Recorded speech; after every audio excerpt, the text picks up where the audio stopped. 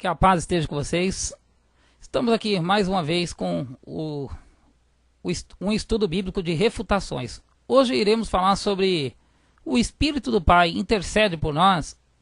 Você já viu aquela oração? Aquela música, né, que fala assim: Espírito Santo, ore por mim. Eu não sei o resto da música, mas nessa música aí, alguém pede para que o Espírito Santo ore por ela, né? Interceda por ela, com base nesse verso aí, ok? Vale lembrar que nesse contexto também, as pessoas que acreditam que o Espírito do Pai é uma terceira pessoa também gostam de pegar esse verso, porque acreditam que essa seria a prova certeira de que o Espírito do Pai é uma terceira pessoa. Porque no contexto aqui, o Espírito do Pai está intercedendo, o Espírito do Pai, digamos, né, segundo a visão delas, está intercedendo pelas pessoas, e do contexto lá, vou voltar aqui. E no contexto lá, ainda diz que Deus conhece a intenção do Espírito. Então as pessoas falam, olha, não tem para onde sair. O Espírito intercede e Deus conhece a intenção dele, então só pode ser uma outra pessoa mesmo, né? Muito bem, vamos para o contexto desse verso. Romanos 8, verso 15 e 16. Preste bem atenção, prezado. Porque não recebeste o espírito de escravidão, para outra vez estardes em temor, mas receberde o espírito de adoção de filhos, pelo qual clamamos, Abba, Pai. O mesmo Espírito testifica com o nosso Espírito que somos filhos de Deus. Presta atenção, prezado. Aqui está falando que nós recebemos o Espírito de adoção de filhos. E esse Espírito de adoção, aqui em Romanos 8, no mesmo contexto do capítulo lá, do tema que estamos falando, né? O tema estava baseado nesse contexto aqui. O tema do que vamos falar está baseado nesse contexto. Nesse mesmo contexto diz o Espírito, que nós recebemos o Espírito de adoção de filhos. E esse Espírito clama, Abba, Pai. O Espírito que recebemos clama, Abba, Pai. E esse Espírito que nós recebemos testifica com o nosso Espírito. Olha aqui, o Espírito que nós recebemos testifica com o nosso Espírito que somos filhos de Deus. Então nós recebemos um Espírito e esse Espírito testifica com o nosso próprio Espírito que nós somos filhos de Deus. Na nossa mente, ok? Presta atenção.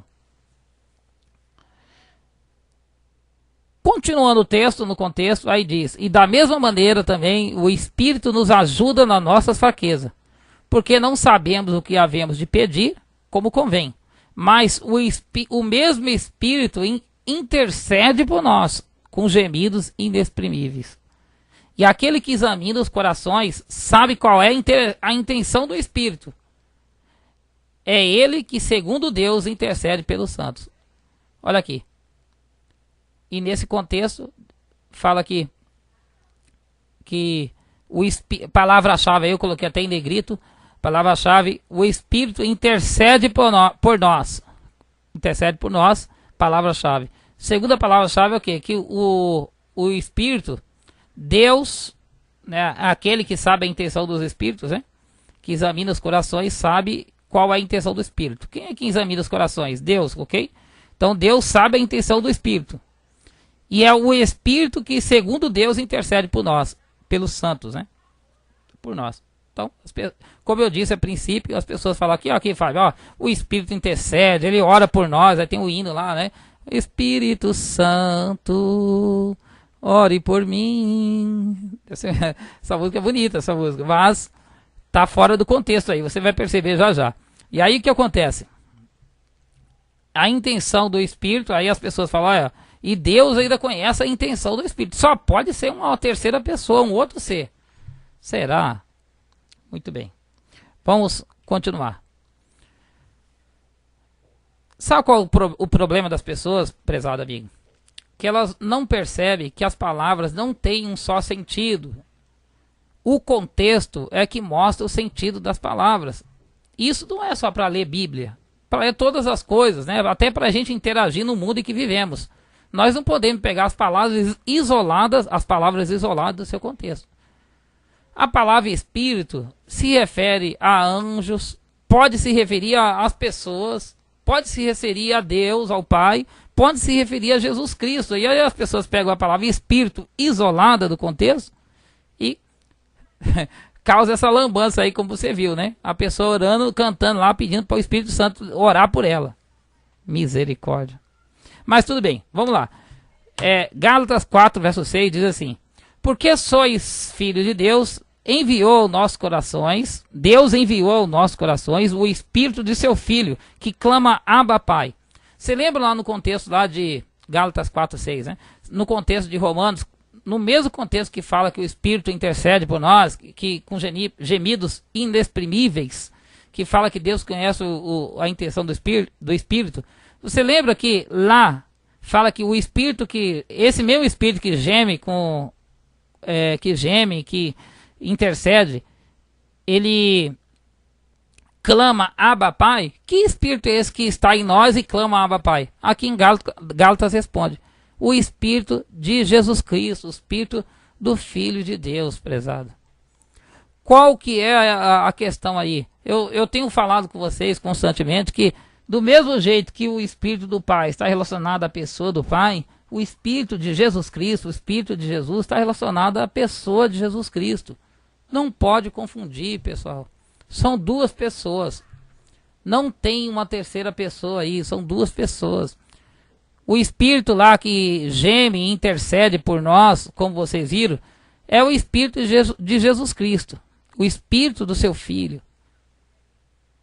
Tá? Em outras palavras, o Espírito de Jesus Cristo está se referindo ao próprio Jesus Cristo, prezado. Quem intercede por nós, a Bíblia diz, o único intercessor entre Deus e os homens, o único mediador, é Jesus Cristo.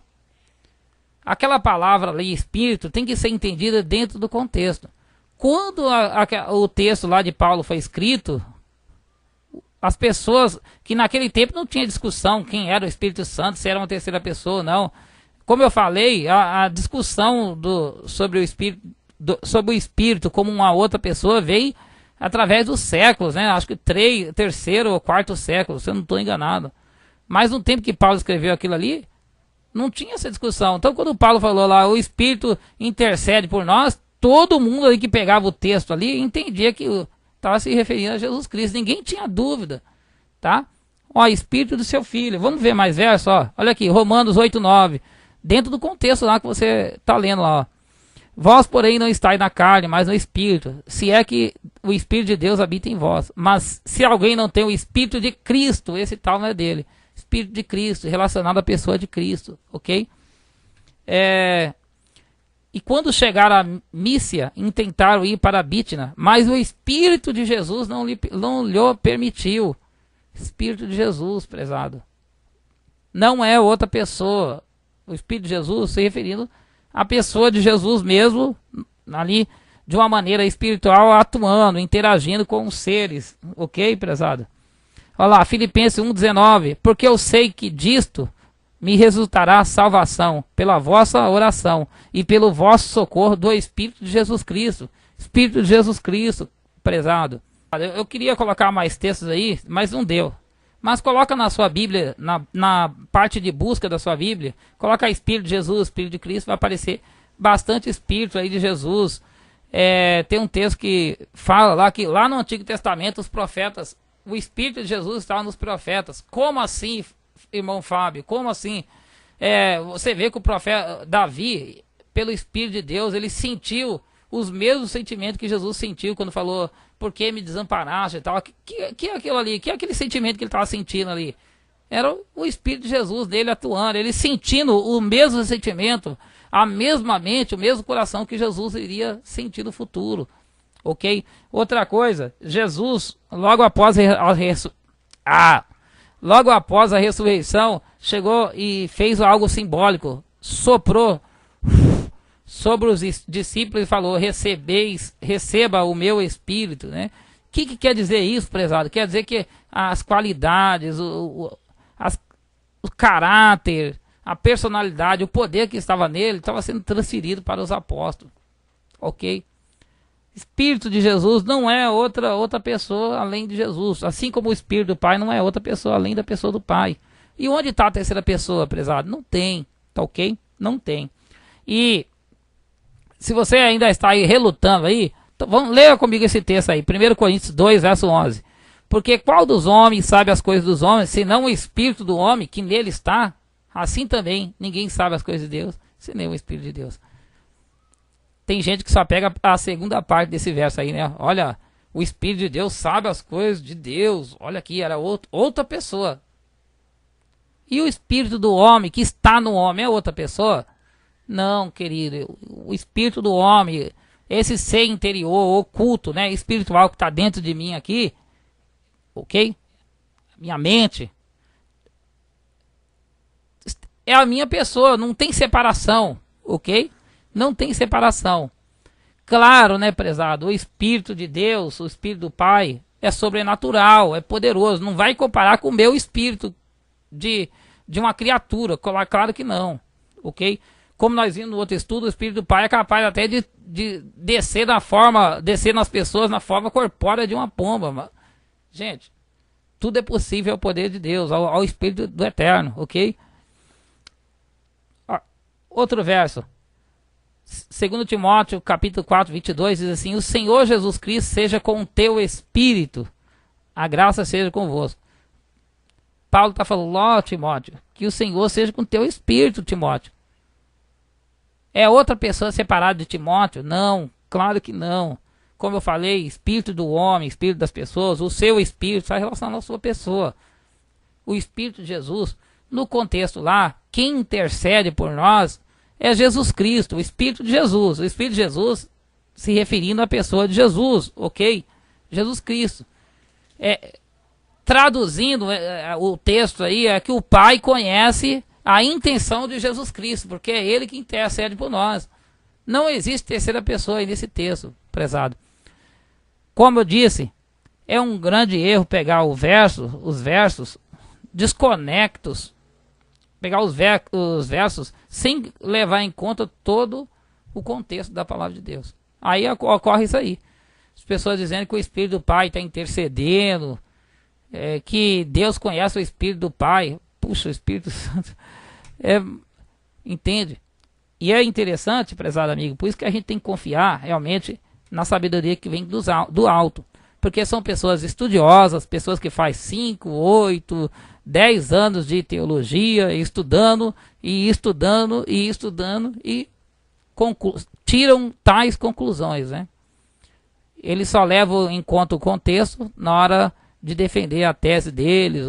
Aí o contexto é importante, mas na hora que o ponto de fé deles está na berlinda ali, está sendo questionado aí, o contexto não vale, né?